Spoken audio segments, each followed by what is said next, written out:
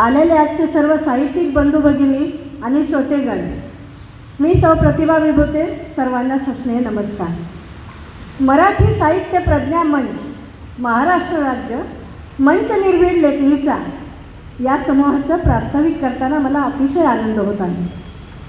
प्रास्ताविकातूनच कळत असतो आयोजनाचा हेतू, प्रास्ताविकातूनच कळत असतो आयोजनाचा हेतू, प्रास्ताविकच बांधत असतो नियोजनाचा सेतू. औपचारिकता नाही ही आत्मीयता आहे वास्तविक, औपचारिकता नाही ही आत्मीयता आहे वास्तविक. रसिक श्रोताहो, सादर करते तुमच्या समोर सोहळ्याचे प्रास्ताविक. मराठी साहित्य प्रज्ञा मंच गेले 3 वर्षापासून सातत्याने ग्रुपवरती उपक्रम राबवत आहे. यामध्ये अनेक उपक्रम आम्ही घेतलेले आहेत. हे उपक्रम राबवताना प्रत्येकाची प्रत्यक्षात भेट घडवून आणण्याचे आणि साहित्याच्या विचाराचे आदानप्रदान व्हावे या शुद्ध हेतूने हे मराठी साहित्य प्रज्ञा मंचची स्थापना झालेली आहे. 12 एप्रिल 2022 रोजी संस्थेची स्थापना झाली. मी रजिस्ट्रेशन मराठी भाषा गौरव दिन म्हणजे 27 फेब्रुवारीला झाली आहे आणि ह्या संस्थेसाठी आमचा नक्कीच दुग्ध सरकारायोग आहे असं आम्हाला वाटतं. यापूर्वी समूहाचे 2 संमेलनं अतिशय नियोजन पद्धतीने व जल्लोषात साजरे झाले.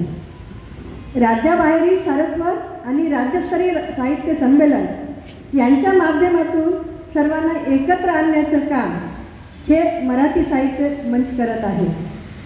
यावर्षीचे 3रे साहित्य संमेलनही आपल्या सर्वांच्या सहकार्याने निश्चितच चांगल्या पद्धतीने पार पडेल अशी अपेक्षा व्यक्त करते.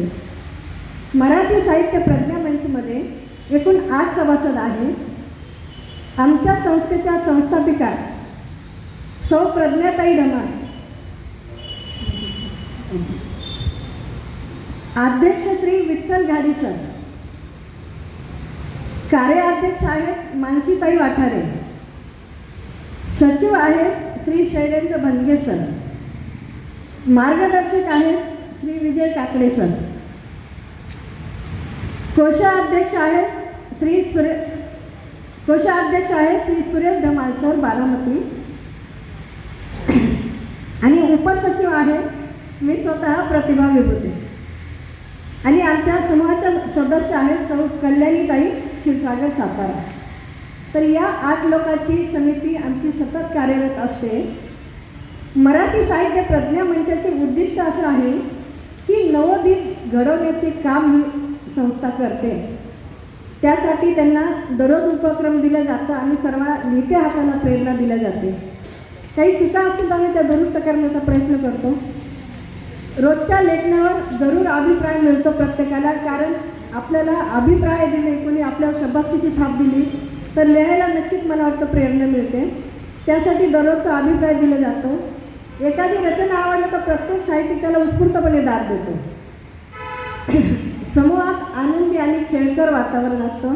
सर्वजण एकमेकांना सहकार्याने समूह पुढे नेण्याचा प्रयत्न करतो. विशेष म्हणजे या समूहात बऱ्याच स्पर्धा घेतल्या जातात आणि विशेष म्हणजे स्पर्धेचं निरपेक्ष परीक्षण केलं जातं. यामध्ये संस्थेचं कुणीही ढवळाढवळ करत नाही, हे विशेष इथं नोंदवावं लागेल मला. आपल्या सर्वांच्या सहकार्याने एक पाऊल पुढे टाकत आम्ही यावर्षी अनेक पुस्तकांना पुरस्कार जाहीर केले आहेत आणि हे पुरस्कार विनामूल्य देत आहोत. मराठी साहित्य मंच स्पर्धेबरोबर आपल्या भाषेला अभिजात दर्जा प्राप्त झाला याचा अभिमान बाळगून मराठी गझलशाळा आम्ही या समूहावर घेतली आहे आणि गझलशाळेला आजचे तरुण पिढीचे गझलकार अनिकेत सागर सरांनी आणि हर्षल आचरेकर या दोघांनी मार्गदर्शन केलेलं आहे. तर या दोघांचेही मराठी साहित्य प्रज्ञा मंच सदैव ऋणी राहील. आनंदाची गोष्ट म्हणजे आपल्या समूहाचे सरकारी नियमानुसार रजिस्ट्रेशन झालेले आहे. यामुळे भविष्यात अनेक उपक्रम राबवण्याचा मानस प्रज्ञाताईंनी बोलून दाखवलेला आहे. मराठी भाषेचा प्रचार आणि प्रसार व्हावा या भावनेतून सर्व समूह एकत्र आलेला आहे.